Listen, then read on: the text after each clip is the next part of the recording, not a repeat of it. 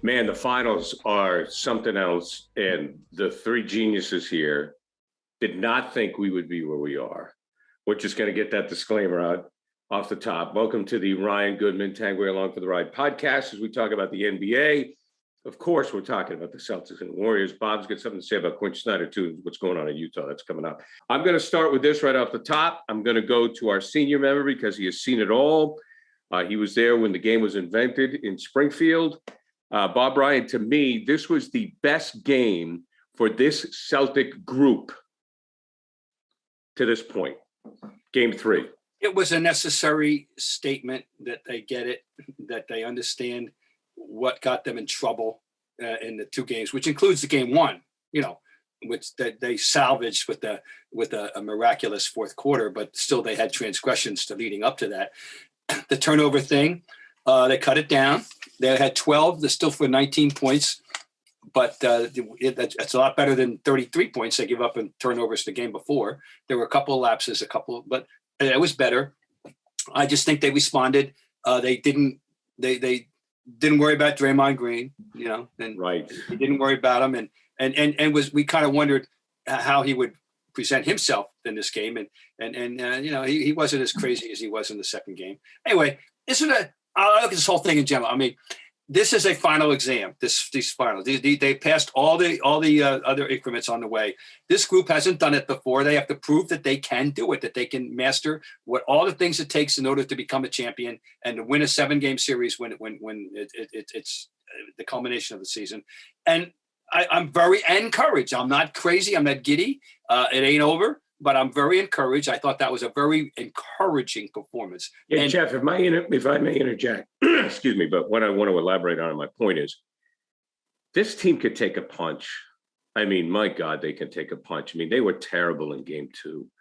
And I don't know if that's taking a punch, though. I feel like that's more inconsistency than necessarily taking a punch. Okay, let me just say this, though, and I'm going to let you do your thing. Yeah. It's their way, though. I get it. I understand what you're saying. I understand it. But last night, they're up 18, and Golden State comes back. They take the lead, and I go, here we go. And they took the punch again. I mean, it's just what they do. I've never seen a team look so bad and so good at the same time. They just, they're not one of these dominant NBA teams. Right? Like they're just not. And there is no team like that out there right now. It's not Golden State from a few years ago. It's not, the old Celtics teams with Bird, McHale, and Parrish. This is a good team that, again, is still finding its way, but obviously is good enough to compete and maybe win an NBA title right now. The thing they had last night was everybody played well, where game 2, everybody played like garbage. I mean, seriously, you couldn't find a guy who played well in game 2 for the Celtics, and you couldn't find a guy who didn't play well in game 3. And a lot of that I felt like was home cooking there. The crowd, and I know they hadn't had a major home court advantage, but I felt like last night was critical with that, with a lot of the guys that needed to have bounce back games. Marcus Smart being one. Jaylen Brown came out of the gates unbelievable. And they needed that. They needed to come out strong, which they did.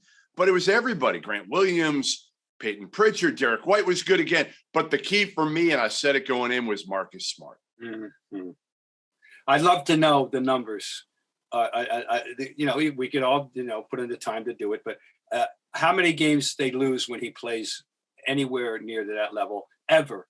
When he plays that way, they generally win. And he was a wonderful two-way player last night. Absolutely. Here's what I loved about I felt best about the game. When Golden State made the run, which included the bizarre 7-point possession, which how many times she's done, bizarre 7-point possession. They answered immediately. That was the only lead Golden State had. They had 2 leads all night, 2-0 in 83-82. And that was the only lead they had in the second half. They answered immediately. I think Smart hit a 3. Well, I'm not sure. He did. Yeah. And they next thing you know, it's up to 8, it's 9, 11, and in the fourth quarter was maintenance. Fourth quarter was simply maintenance. Keep them at arm's length, and then eventually we're going to watch the Luke Cornett show. And so Doesn't it? that's what I like. The Bob, response when Golden State came back was really encouraging. doesn't it just look like now when you look at it on the court? First of all, the Celtics look bigger, stronger, more athletic, younger, all of it. But like you look at it now and you're almost like, how is Golden State going to win this series? That's kind of what I think of right now. Right. Unless Steph goes for 40 and Clay goes for 20. And again, I've said this over and over to you guys. I don't trust Andrew Wiggins. I don't trust him. I didn't like his stat line always looks better than how he plays to me. His stat line is never indicative of Andrew. Like I thought he played like garbage last night. And you look at it, he's still at 18 points. He had 7 rebounds. But to me, he's got to step up and be the number 2 guy when I don't think he's capable of doing that for a championship team.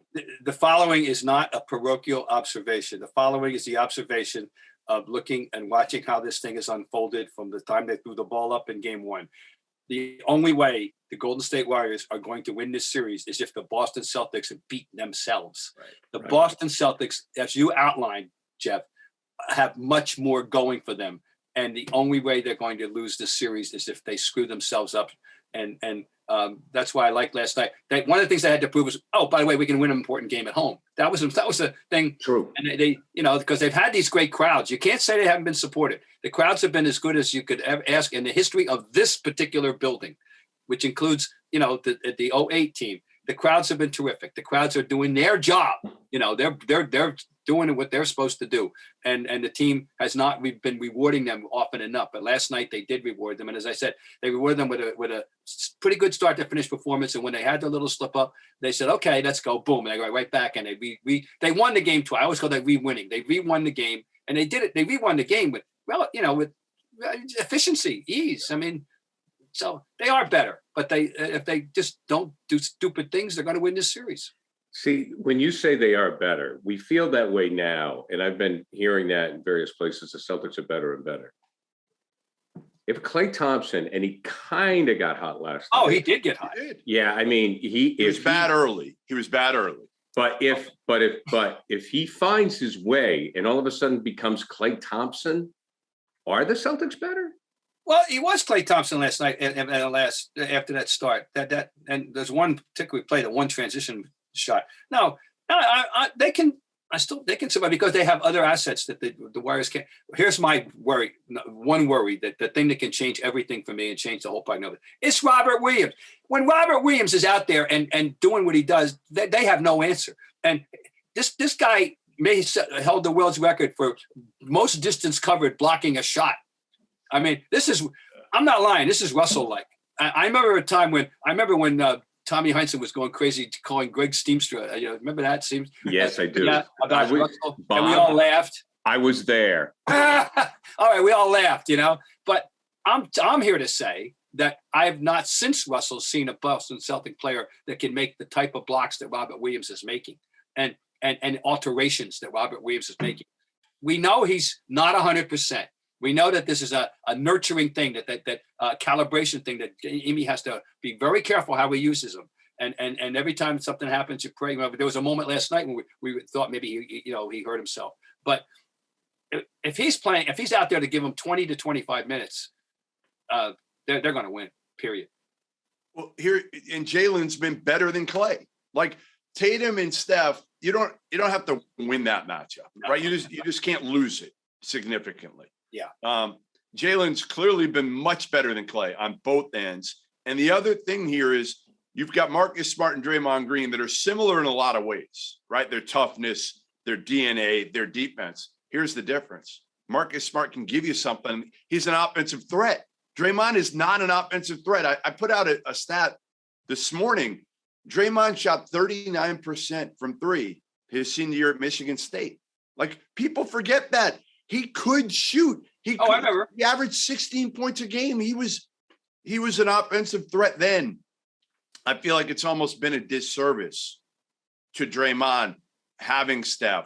It helped him get in the league and stay in the league and thrive in the league defensively, but it stunted his I don't know, growth is the right word. He's just regressed Progress. offensively because he's played with those guys and accepted his role. And instead of being a factor offensively, like Marcus Smart has done, he's a complete non-factor.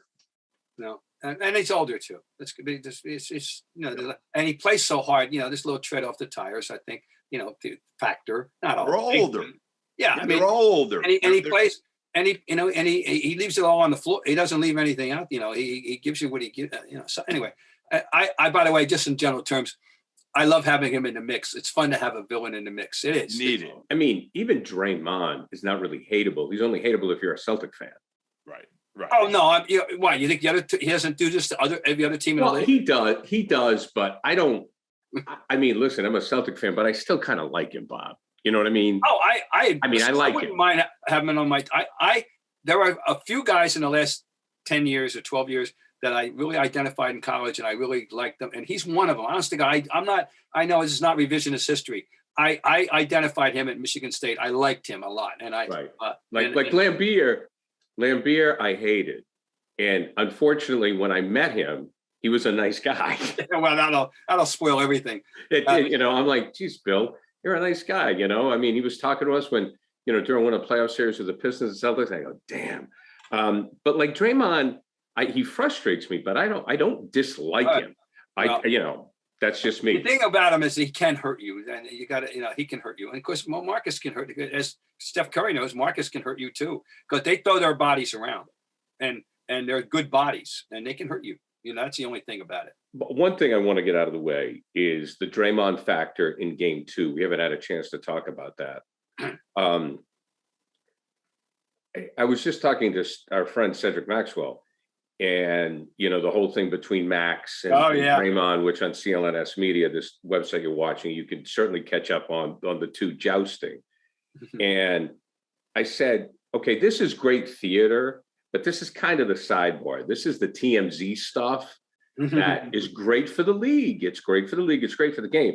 It doesn't really have anything to do with the nuts and bolts of the game. So, Jeff, I'll start with you on this one. Draymond Green in Game 2 was not the reason the Celtics lost. No. I mean, listen, Draymond Green certainly trying to get in the heads of these young guys, right? That really are pretty even keel. Jason Tatum, Jaylen Brown, Grant Williams likes to talk a lot. But I think Draymond might realize that's what he needs to do to win this series, to try to fluster him, to try to get him off their game a little bit. Maybe he honestly looking in says to himself, you know what? I'm not sure we can win otherwise. This is what I got to bring to the table. In addition to my defense, I got to play some mind games with these guys, and that'll give us an edge. Listen, give them credit. Do whatever you got to do, Draymond. Just don't get kicked out of the game. That was a master class in envelope pushing. And he pushed the envelope right off the table and wasn't held accountable, and he knew what he was doing. He even, am I correct that he actually addressed it publicly, that he knew he had the technical, but he wasn't going to get thrown out of the game short of something egregious, hurting somebody. He wasn't going to get thrown out of the game because they're not going to toss an important player in a playoff game without a damn good reason. And he didn't give him quite enough reason to do that. He knew it. All right. Now, that said, going into Game 3, what was the dialogue? Oh, we got Scott Foster coming in to be the sheriff, to make sure he's not going to be able to do that again. That's it. That's as far as he's going to go. And it didn't even begin to go close to where there for whatever reason. Let's watch and see whoever reads Game 4 and how he plays Game 4. But no, he knows what he's doing. You're 100% right. He identified that I got to do this. This is going to enhance our chances of winning. No one else can do this the way I can do it. But he knew, and he did push that envelope, of course. And he had the situation sized up accurately. They weren't going to throw him out. If you're him, you're saying like, I don't know how these young dudes, Jaylen Brown and Jason Tatum, are going to react. Let me give this a shot and see if I can get them rattled a little bit. And again, like, well, we'll see. We'll see how it works. Draymond's got to focus sometimes on Draymond too. And sometimes he kind of, let's clear of like what's important now, Draymond. To me, you got to be more productive with what you do. And sometimes I think he's thinking too much of how he can instigate how he can get into the heads of some of these, the opponents rather than worried about his own game. Now, I found it very interesting the way Grant Williams stood up to him. And Grant Williams, I think he's fascinated by the whole thing. And he's, I'm not going to take that crap. I'm going to show the world. Right. And you got to be careful. Yeah, interesting. He's a tough kid, smart. We know he's a smart guy, and he's a tough guy. He doesn't want to be Draymond Green per se, but he's not going to be that kind of guy as a player. But he wants to show the world, I'm not going to be pushed around by Draymond Green. I mean, literally, physically, I'm not going to get pushed around. I'm pushing back. Here's the thing: who else does Draymond have to back him up? Like, look at this team. Look at the Golden State Warriors team and how unintimidating they are, right? Like Steph Curry, you're not scared of Steph. Clay, the nicest dude in the world. Andrew Wiggins, like the nicest, quietest, like non-confrontational kid ever. So like Draymond's out there on an island. Kevon Looney, he's big, he's strong, but he doesn't say two words. They don't have anybody. They don't have anybody. No. Something occurred to me, guys, yesterday, and that is an analogy. Now, they're a finesse team other than him. They are the finesse team in the league with experience in terms of expertise, and other than him. It reminded me back in the day, and I of the 60s and 70s, the Canadiens, les habitants, they were beautiful skaters and finesse. One resident enforcer, John Ferguson. And I'm thinking, if there's an analogy here between what John Ferguson stood out as the one, a guy for them at that time, although I'm not sure where he overlapped with Chris Nylon, but anyway, Ferguson, that analogy just jumped out at me. But he is you're right. You're so right. He is their resident aggressor. And he's 6'6".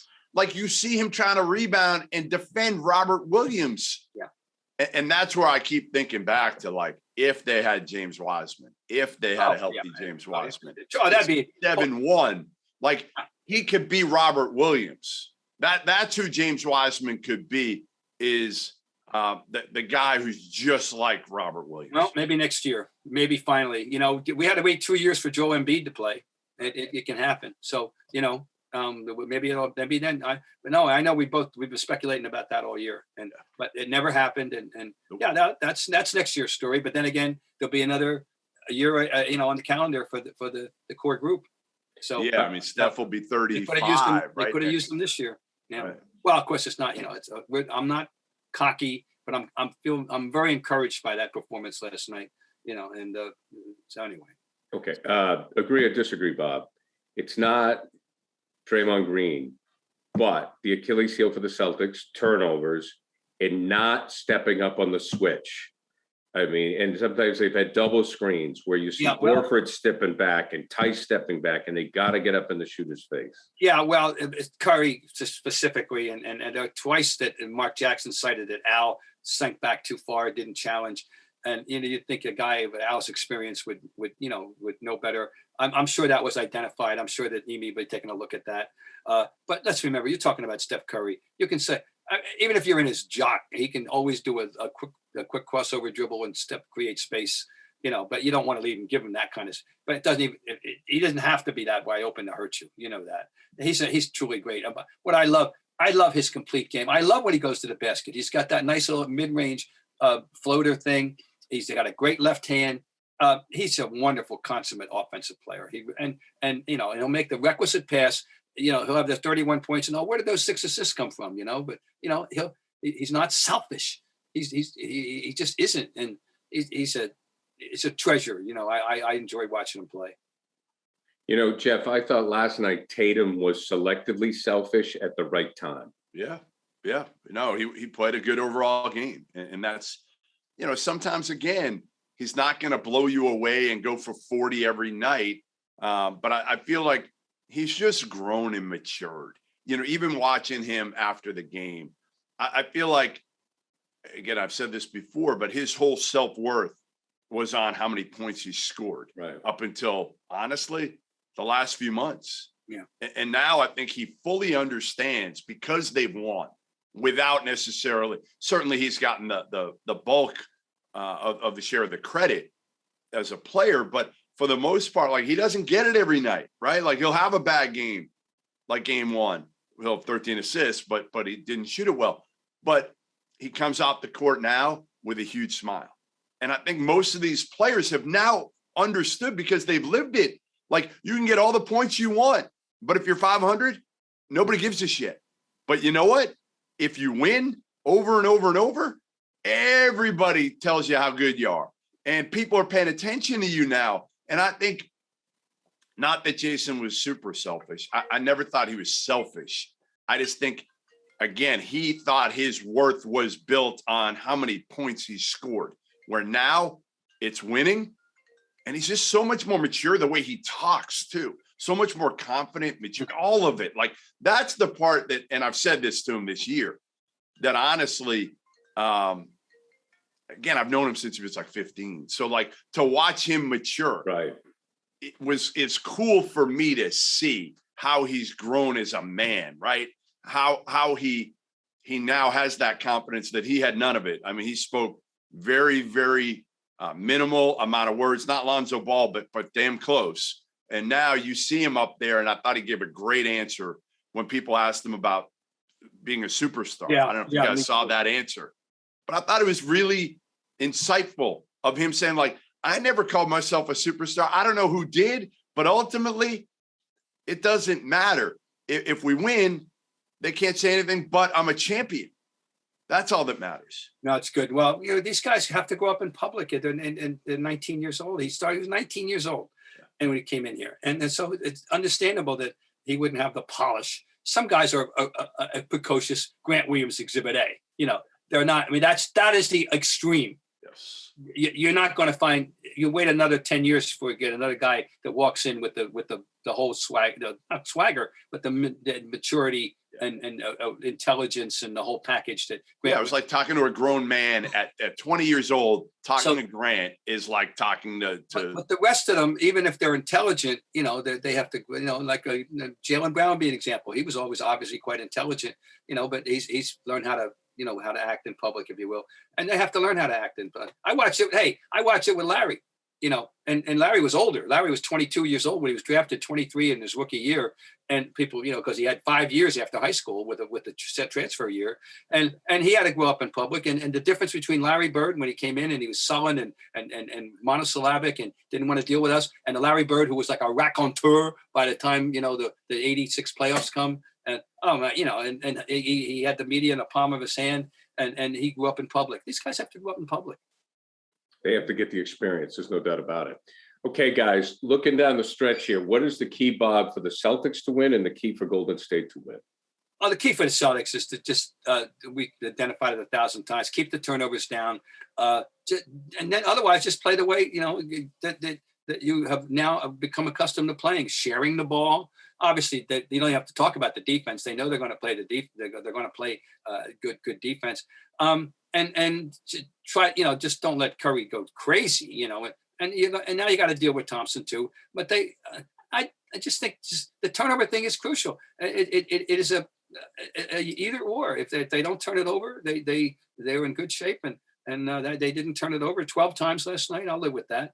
And that's fine. So that's it. Don't do it. And I think they're going to prove out to be a better team. Yeah, I think it's don't play too cool, right? Don't relax. Oh, no. Play tougher, be diving on the floor, set the tone. That's what you got to do. In addition, obviously, like Bob said, just play smart, right? Don't give them the ball. Don't make dumb turnovers. Don't drive into traffic. Those types of things. But I think it's just kind of keep your foot in the gas here. And don't think you have this series in control right now, because all it takes is losing the next game. Yep, that's right. Game 4, and everything changes. No, right. Treat this game 4 like it's a game 7, and right. and then go from there. Close the door. Okay, Now, a couple of sidebars here I wanted to touch on with this. First was the rule with Al Horford getting the technical, the flagrant, to me, just simply playing defense. I understand why the rule was put in place because someone got hurt, but I think it's ludicrous. I don't have a problem with it. I've come around on this idea of landing space, and And, you got to defend better than that. You got to defend more intelligently than that, I think. And a guy like Al Horford particularly should know that. I'm not a problem. I don't have a problem with it. I don't, I just think you got to be more intelligent about how you contest a 3-pointer. Come on. I mean, that was amazing because that led to a 7-point possession, which is incredible, But no, I'm not. We're going to respect. We're going to agree to disagree. I once it was explained to me, I said, yeah, okay, I'll live with that. Jeff? Yeah, I'm kind of with Bob on this one. I feel like, again, you got to be smarter than that if you're out. You've been playing a lot of basketball. Yeah. To me, you just got to think more on that possession, and that's Al Horford's strength, right? That's all he does is probably overthinks.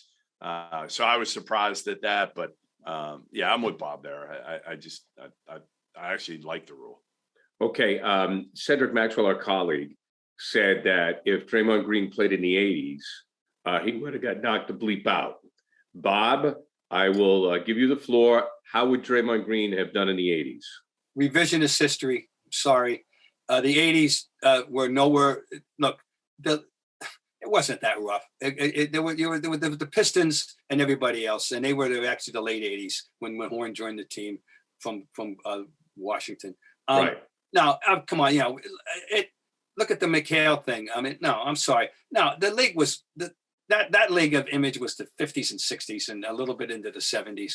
I'm sorry, Max. I'm not buying that. No, you guys weren't that tough. I'm sorry. No. Yeah, like Draymond wouldn't have been the toughest dude in the league, but he's not the toughest dude in the league right now. I don't think it would have been that different for Draymond. I really don't. No, I don't either. I think that's a nice. I'm disputing. Like Oakley. Like there was some big, like Oakley was he was one that was feared. But how many others were there? Ricky Mahorn and Oakley, and a little bit before that, Maurice Lucas was my standard of the 70s. Yeah, but like there were more bigger, stronger, tougher dudes. That's what there were, right? Because the game has changed now. Where now it's more long, athletic dudes, right. And the bigger, stronger, plotting big men. They've been the Irvin Johnsons, the Jim McElvains, those guys aren't even in the league anymore, right? Greg Kite, who had a role and an auxiliary role of value to the Boston Celtics. There's no role for him now, Right. That's the difference, I think, is there's just fewer of those bigger, stronger, 7 foot, 250-pound dudes. Instead, now you've got the 6'10", 225-pound dudes that aren't. The game just isn't played in the trenches as much, period. No, not at all. It's completely perimeter. Oh, no, not at all. I was so excited every time Horford got down low, on mismatches and was powering himself in. I was going, yeah, that's the way to play basketball. Because nobody starts. That's a broken play. Nobody initiates a post play ever now. Not in this series, anyway. Okay, let's go to some other NBA news. Bob wanted to touch on it. Yeah, well, I don't know. I want Jeff's opinion and insight here because he's plugged in more and to what's going on. Well, let's set it up here. Donovan Mitchell is Quin Snyder. Yes, stepped aside, quote unquote. He resigned. That's what we're told. Okay. How surprised, Jeff? You have any rumbling that this was happening? And then the subplot is his relationship with Donovan Mitchell and the fallout from what's happened there, in which it was alleged that the allegations about Mitchell and Mitchell's denying him about, and he didn't, his relationship was not good with Quin. So what do you know about that, Jeff? Yeah, I mean, you heard rumblings that obviously this whole thing was going to fall apart, right? Whether it's Quin Snyder being out when Danny took over, and then Utah didn't do well in the playoffs again, you knew changes were going to be made. Danny's not going to sit along, especially, his good friend is the owner. He's going to make changes here. And I think Quin Snyder saw the writing on the wall here. Okay. It had worn him down, everything from, the Rudy Donovan Mitchell relationship, which was obviously awful a few years ago, and gotten better, certainly on the surface. So, yeah, I mean, the big thing here isn't Quin Snyder at the end of the day, right? The big thing here is what do you do if you're Danny Ainge with Donovan Mitchell, with Rudy Gobert? do you blow this thing up? Because, think about this. The Knicks. So Donovan's agent is Ty Sullivan, who's at CAA. The Knicks are run by Leon Rose. Leon Rose was Ty Sullivan's boss at CAA. Worldwide West was at CAA. So obviously the tea leaves are there. And I think Worldwide West was front and center for one game, like mid-court, watching Donovan Mitchell. Quite conspicuous. Right. I mean, it was ridiculous. So obviously they're going to make a run at probably Donovan Mitchell. And players are going to decide, obviously, if they want out or not. That's the way the game is played now. Agents just say, hey, we want to trade. We're not playing here. So if you're Danny Ainge, you got to make a coaching change now. And do you placate? And this is not Danny Ainge inherently what he does, but are you placating to Donovan Mitchell and or Rudy Gobert, probably one or the other, probably Donovan, and hiring a guy that he likes? The name that I've heard, and there are a lot of names out there right now, Johnny Pryor, one of which is Will Hardy with the Celtics. But a name I've heard is Alex Jensen.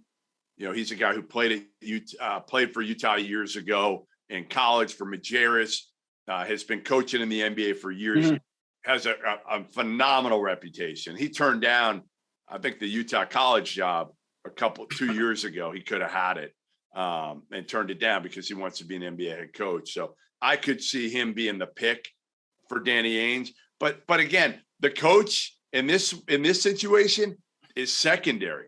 The big thing is, what are you going to do now? Are you going to wait until Donovan Mitchell asks out and forces his way out? Or are you going to say, you know what, let's get 75 cents in the dollar right now for Donovan Mitchell and see what we can do? Do you regard the Jazz as underachievers in the last year or two? No, I don't. I thought they overachieved in the regular season. Okay. How's that? Right. I don't. I think what they did in the playoffs was exactly what we thought they would have done had they not had great regular seasons. And to be honest, I never felt like Donovan Mitchell was he's a fringe all-star, like Jaylen Brown and Donovan Mitchell. Who I put him in a similar category, which are fringe all-stars. Okay. All right. That's a good one. I just think Quin Snyder, I always call him Elmer Gantry. That he had that wild eye look in his eye that Burt Reynolds had, and Elmer Gantry, and the curl coming down on the forehead. I almost smile every time I look at him on the sideline.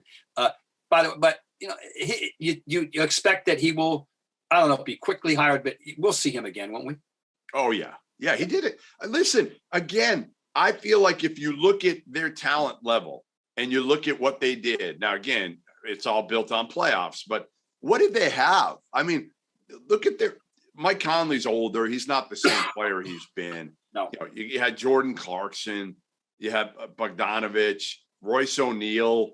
I mean, some of the guys they had, really, their roster was underwhelming to me. Again, I thought they did exactly like if you had told me this is, and we were talking Quin Snyder in the regular season, he's a coach of the year candidate every year. Now, again, I think they just raised the expectations higher than they probably should have been for that team going into the postseason every year. Okay. All right, guys. There you go, Gary. All right, great stuff. And we'll talk to you again next week. Yeah, and maybe, hey, could have some good news. What are we at? What game 6 is what? Thursday.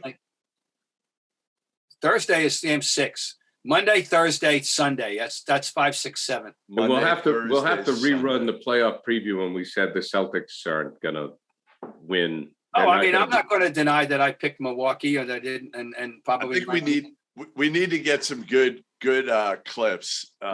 Somebody from CLNS needs to get some good clips of us in. Well, the ones that would be good would be ones from January. Yeah, those would be good. We need some from January cut up after this thing. We're gonna change the name of this podcast to The Experts ?